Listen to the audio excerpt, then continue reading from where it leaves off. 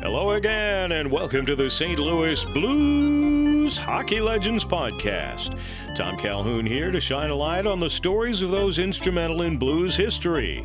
First off, on this episode, I'd like to welcome Sarah Honda, O'Fallon, Illinois, as the presenting sponsor of the Blues Legends Podcast.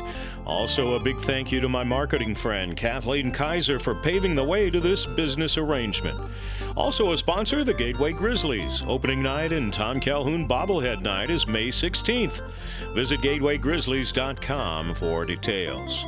On this episode, we visit with the Blues-only Calder Trophy winner for Rookie of the Year, Barret Jackman. He was drafted in the first round, 17th overall in the 1999 entry draft. He won the Calder Trophy in 2003 and went on to many outstanding years with the Blues in the early 21st century, before finishing out his career playing 1 year with the Nashville Predators. And he retired as a Blues, signing a one-day contract in 2016. Barret lives in St. Louis and is raising his family here, and he's soon to take over as president of the Blues Alumni Association after the retirement of Bruce Affleck. Lots of stories ahead as we visit with blues legend Barret Jackman. When it's time to find your next car, what's changed in your life? What's driving you to start the process? What are you really looking for? These are the questions we're asking at Sarah Honda. We believe in real communication, real problem solving, and trustworthy long-term relationships with our customers. We're part of your community, and we want you to be part of ours. At Sarah Honda, the experience drives everything.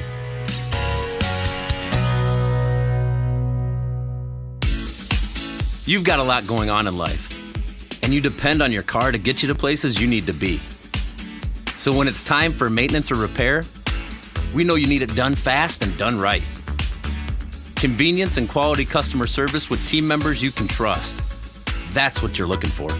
We'll get you safely back on the road and back to your busy life. At Sarah Honda, the experience drives everything. And on this episode of the Blues Hockey Legends, our legendary friend this time around is Barret Jackman, one of the number 5s in the Blues history books. Barret, welcome aboard. Pleasure to have you. Yeah, thanks for having me. First off, I think we need to talk about the fact that BA, Bruce Affleck, who's on this podcast back in December, is calling it a career, leading the Blues Alumni Group, and you got some big shoes to fill there, buddy. I do.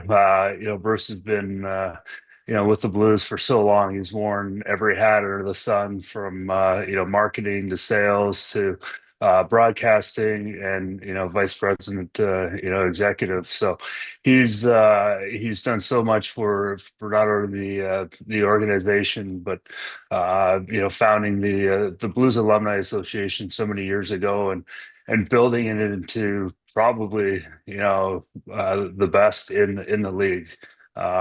He's kind of built the model for what everybody else in the NHL with the respect to the alumni want to achieve, and he's made every one of us proud to be a Blue and a Blue alumni, and he's done so much giving back to the community, and like you said, it's going to be huge shoes to fill, and he's going to hold my hand, at least for the interim to teach me a lot. But with him and so many great alumni before, he's really built something special.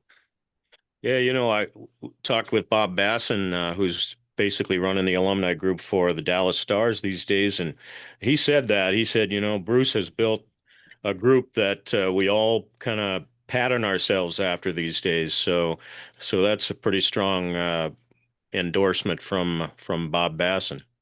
Yeah, Bob is, he's trying to build something in Dallas like we have in St. Louis, but I don't think they have the strength and numbers that we do. We have close to 50 guys that are living in St. Louis that have donned the blue note and still heavily involved, whether it's skates or charity events or golf tournaments and things like that. So, but yeah, no, Bruce is kind of the godfather when it comes to alumni associations around the league, and I'm just proud to help out any way I can. Understand you have Tyson Nash's daughter helping out these days too.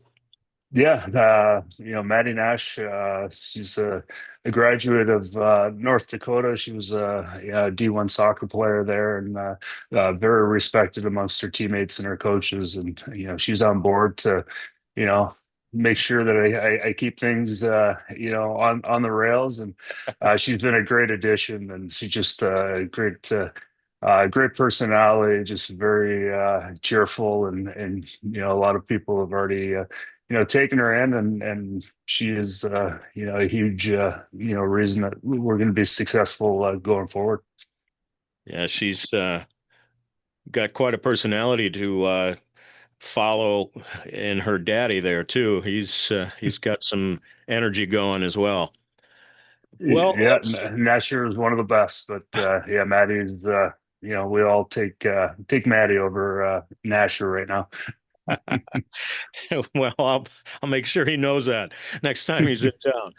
All right, let's talk about the Barret Jackman career a little bit. Born in Trail, BC. So you moved around a little bit as a kid up there in British Columbia, but that's where it all got started there in Western Canada. Yeah, I grew up in a real small town, so birthplace is Trail. It's probably about 35 minutes from my hometown, but it's the only place there's a hospital, so that's where the birth records are. Okay. Grew up in a town, it's called Salmo. It was about 700 people, and learned to skate on a kind of a makeshift curling rink and outdoor rinks, and yeah, and then when I was about 12 years old, I believe, we moved down the road about 15 minutes to a town of Fruitvale that actually had a rink there. So it was a great upbringing. Two small towns. Fruitvale was about 1,200 people, and but you could walk everywhere, ride your bike, ride your horse, whatever you got, and it was pretty fun to grow up in such a beautiful place and in the foothills of the Rockies, and grew up playing sports. Yeah, so many guys that I've talked to on this podcast have had dads build rinks in the backyard so they could play in the wintertime. Did you have that kind of a deal going yourself?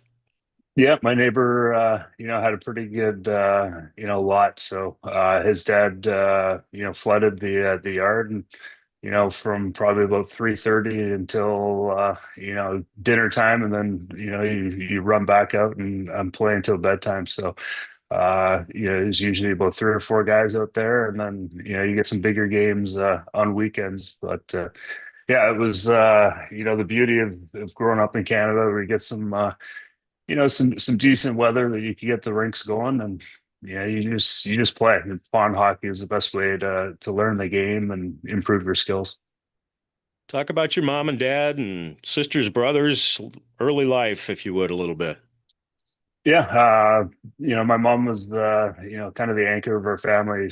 Growing up, my parents split up when I was about 11, 12 years old, and then but yeah, both parents were around for the most part, and then my dad kind of moved around for work, and so it was my mom and two sisters living in Fruitvale, and my mom's a nurse, so she long days, 12-hour shifts, but she always found time to work a night shift, come home, and get on the road for hockey. So it's always she used the strength that kind of taught me everything about being a parent, and she's amazing. And my two sisters had to sacrifice a lot growing up too. One older, one younger, and they've kind of grew up in the ranks whether they wanted to or not. But they've shown so much support over the years of my career, and grateful to have strong women in my family that have supported me and pushed me along the way. Sounds like mom was quite the lady. She's still alive? She's still alive yet. She's living in Kelowna, British Columbia, with my younger sister, and she's helping out with my niece and nephew, or yeah, 7 and 4 right now, and then My older sister's living closer to our hometown, and she's got two young boys. So, yeah, mom is still, the big mama bear and protecting the little cubs in our family right now. There you go. Sounds like, again, quite the lady. So let's talk about hockey a little bit with Barret Jackman, our guest on this edition of the Blues Hockey Legends podcast. Juniors for the Trail Smoke Eaters. I love that name. And the Beaver Valley Nighthawks, where you won the Cyclone Taylor Cup, the BC Junior B Championship. So you had quite a junior career.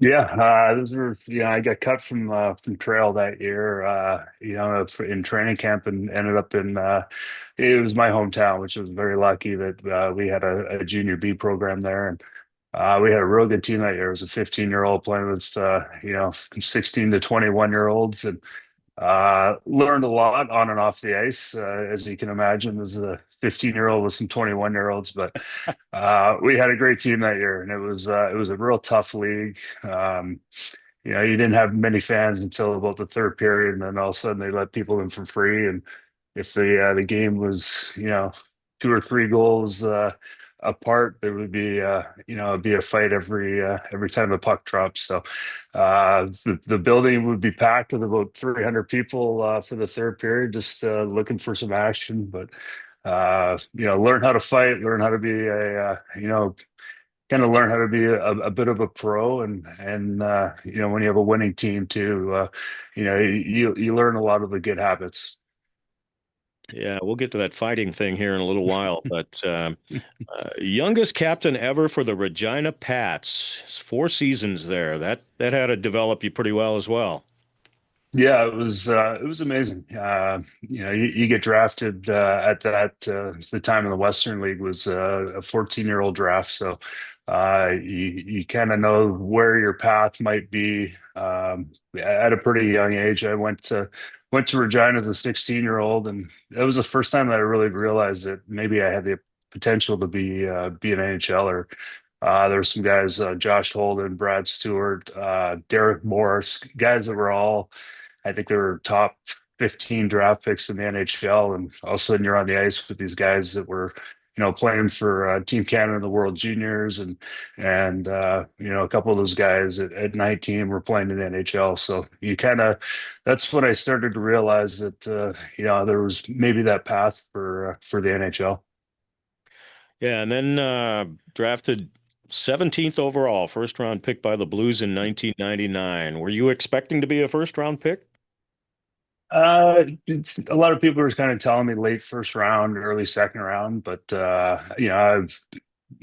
went into Ottawa for some testing and interviews, and came down to St. Louis as well for some testing and interviews, and I thought things went well, but I think they had 18 to 20 guys that were all there, so you never really know how you did until that draft day came. And when the Blues went up on stage and I saw Patty Janelle, who was a Western League scout, and I had a lot of conversations over the year. Once I saw him up there, I thought maybe that was a potential that the Blue might be calling my name.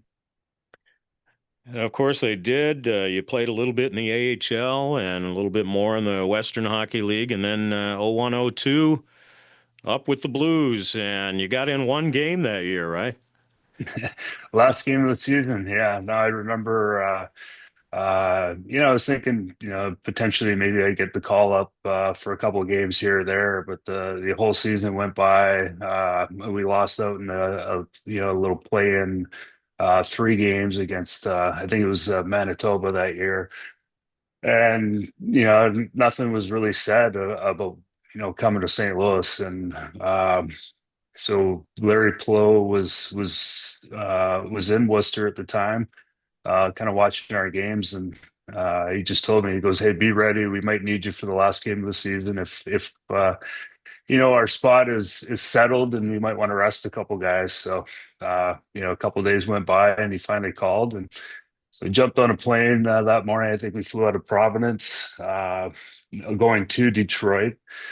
Had the middle seat on the way there, which was a little awkward when you get your suit on and you're nervous. I think I had sweat stains all the way down to my belt from the armpits. But we ended up landing in Rapids, refuel because of the fog in Detroit, and I got to the rink. I think it was probably maybe 40 minutes before warm up. So it was, it was kind of nerve-wracking getting there, but the boys made me feel welcome. And you step on the ice, and you're looking across, and there's 12 Hall of Famers that are playing for Detroit at the time, and Yeah. playing against Brett Hull and Shanahan and Lidstrom and Chelios and all these guys. It was pretty surreal to have that first game in Joe Louis against the team they had at the. Those first game memories are always pretty strong, aren't they? Yeah, that was yeah. I still kind of remember walking with my bag over my shoulder into Joe Louis, and kind of thinking, yeah, is this finally what it's all about? And it was all pretty special. Well, then the next season, 0203, you lit it up. You came in as a rookie and plus 23 rating that year, winning the Calder Trophy, Rookie of the Year, for those who don't know, beating out guys like Henrik Zetterberg and Rick Nash for that honor. That was pretty darn strong start to a pro career in the NHL.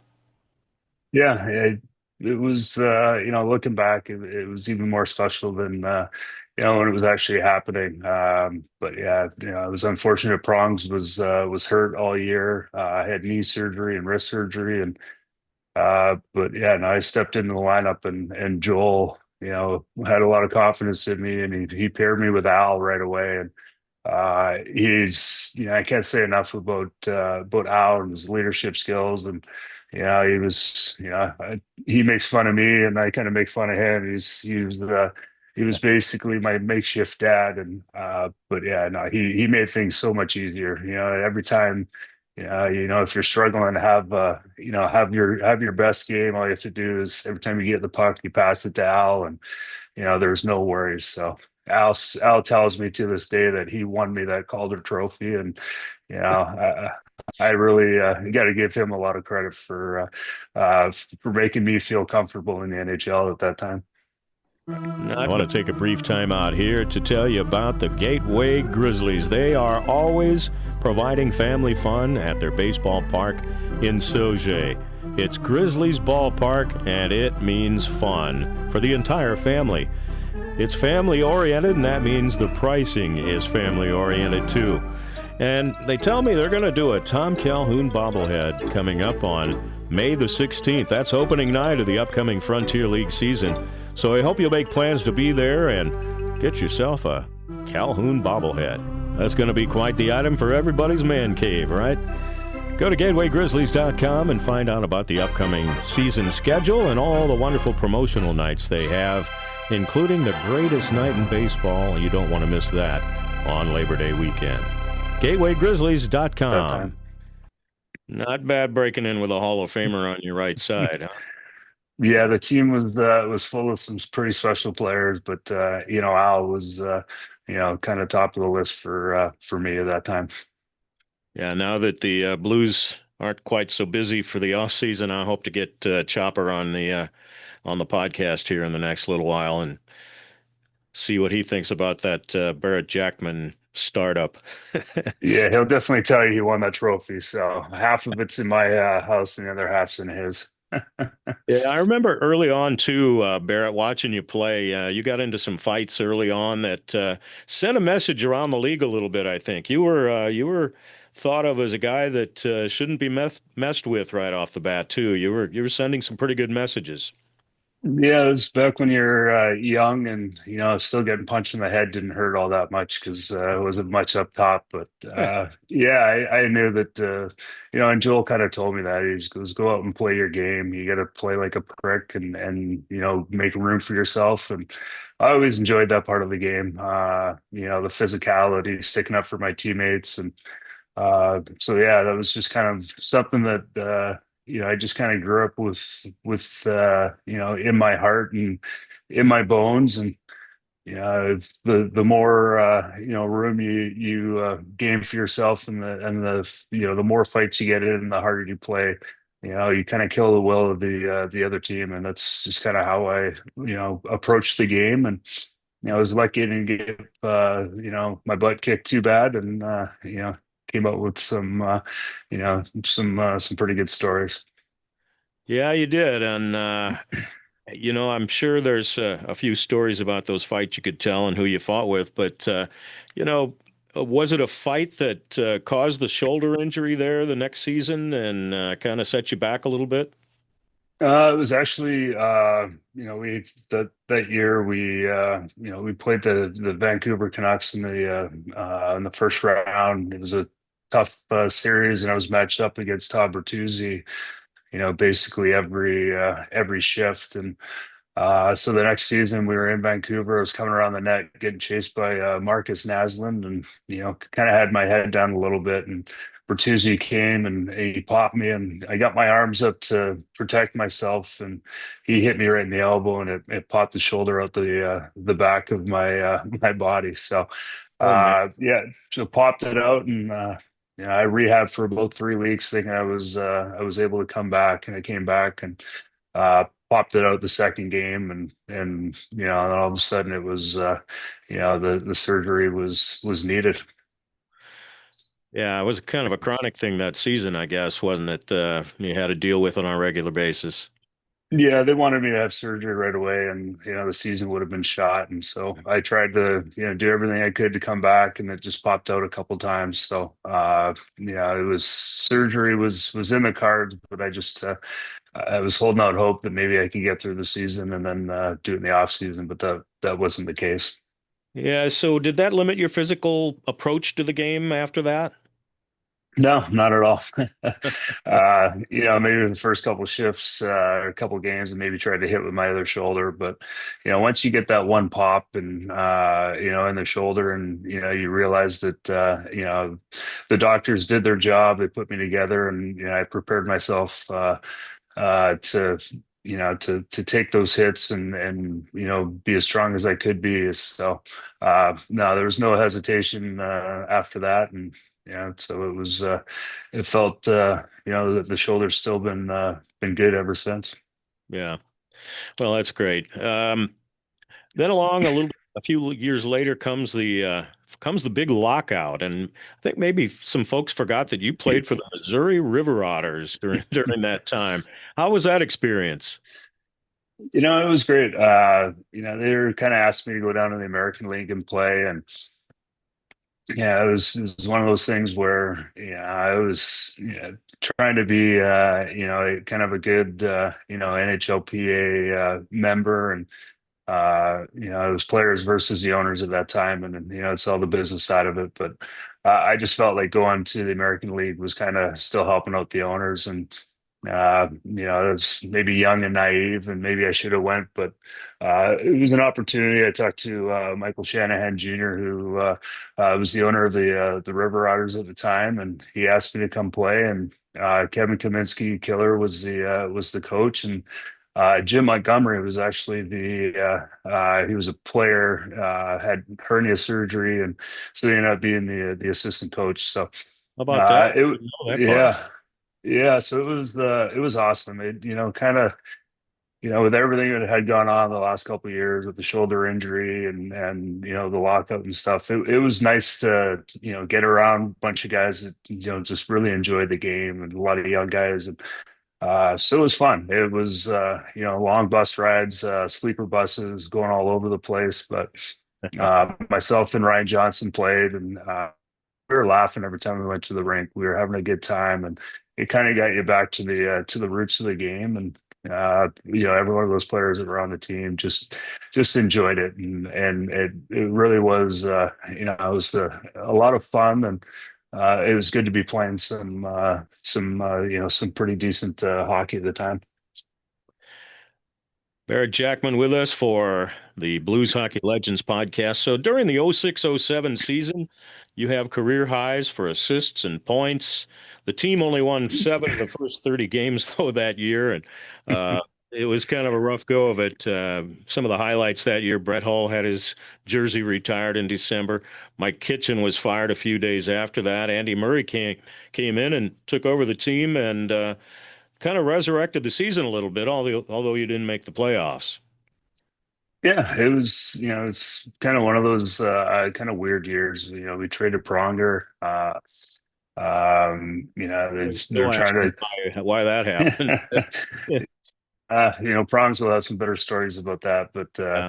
yeah, the sale of the team, yeah, it just was kind of a weird season. But the boys, we didn't have the most talent, but we knew we were going to compete, and we lost a lot of games by 1 goal. Just kind of scrapping and clawing to keep things close, and just didn't have the firepower that year. But it was a good learning experience. A lot of young guys that got some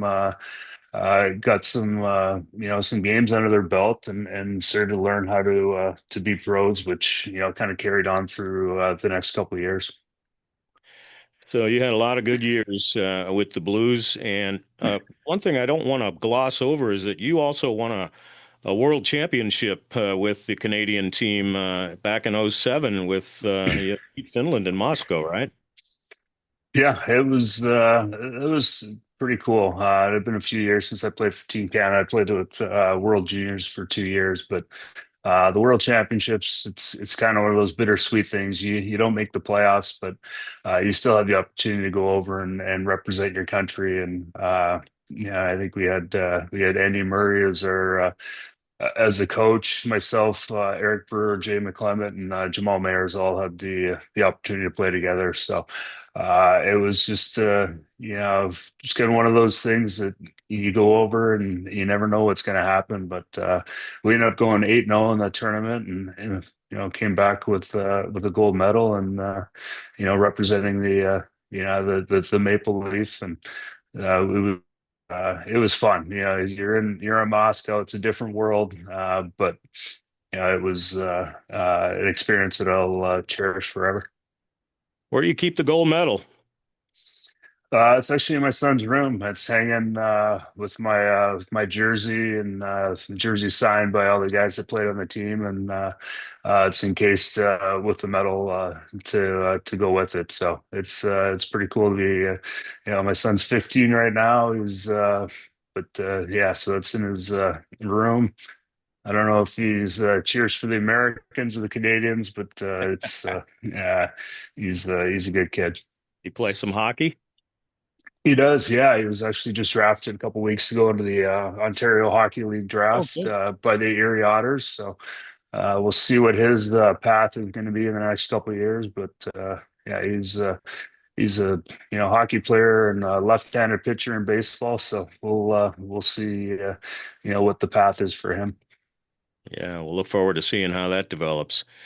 So the Blues allow you to go to free agency in 2015, towards the end of your career. You signed a 2-year deal with Nashville. Was that all disappointing for you, or how did you look at that whole experience?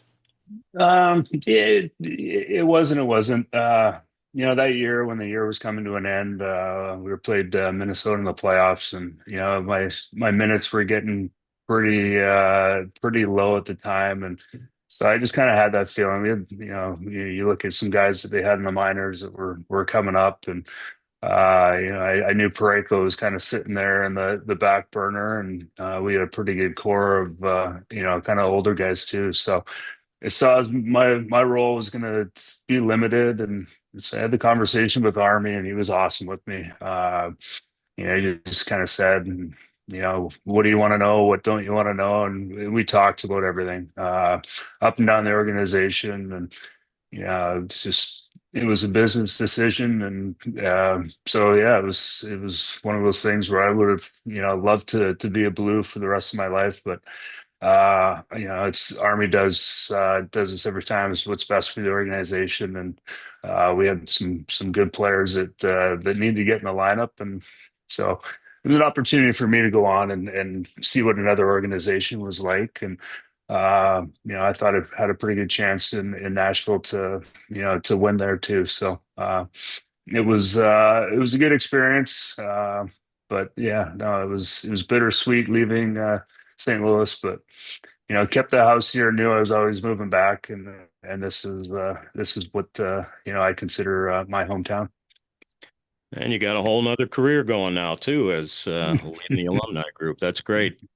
So, you got a favorite or story or two from your Blues days that you like to tell, or have we touched all the high points?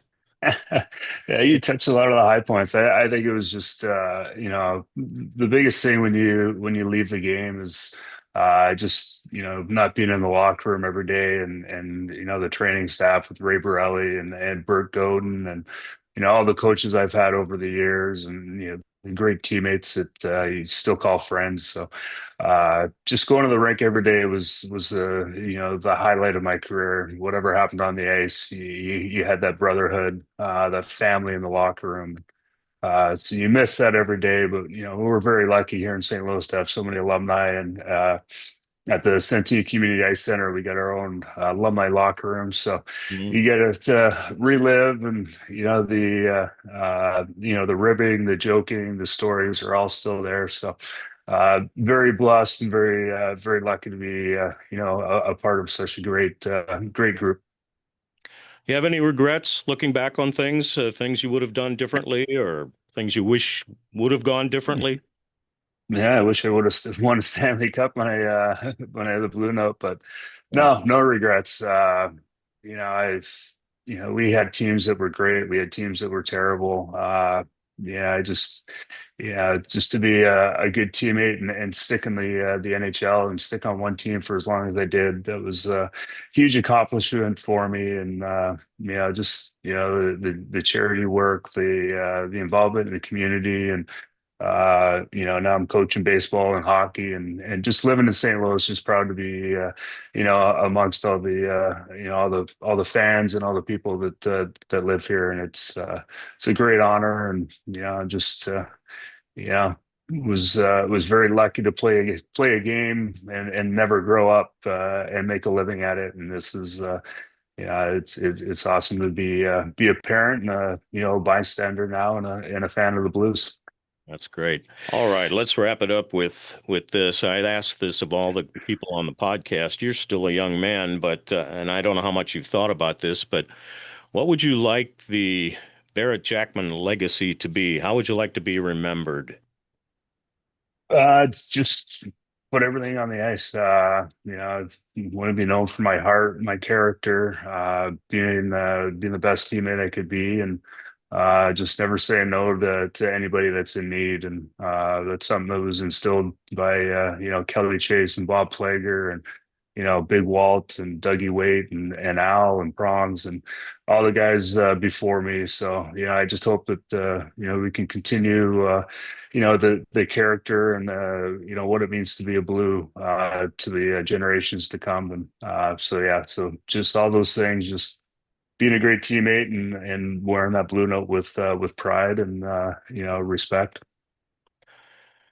Well, that's going to do it for this edition, and thank you so much for your time, Barret. Anything we can do with this podcast to help you and your future endeavors with the association, the alumni group, certainly I'm here for that, and enjoyed watching you play during the days that I could watch you play, and best of luck in the future, and we'll talk again. Yeah, look forward to it, and we'll definitely be calling you to help out with the alumni, and kind of get some of our events and get-togethers broadcasted out there.